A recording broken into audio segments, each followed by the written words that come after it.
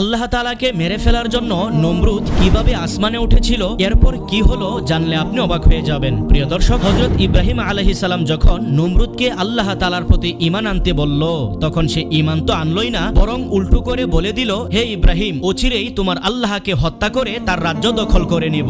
এরপর সে শয়তানের পরামর্শ অনুযায়ী 4টি শকুনের গায়ে তার বানানো জানটিকে বেঁধে নিল। এদিকে শকুন যেন উপরে উঠে সেজন্য 4টি মহিষ জবাই করলো এবং তার গোশত শকুনের মাথায় এমন ভাবে বেঁধে দিল, শকুন সেগুলো খাওয়ার জন্য যখন উড়াল দিত তখন গোশত উপরে উঠে যেত, এদিকে নমরুদের জানটিও উপরে উঠত।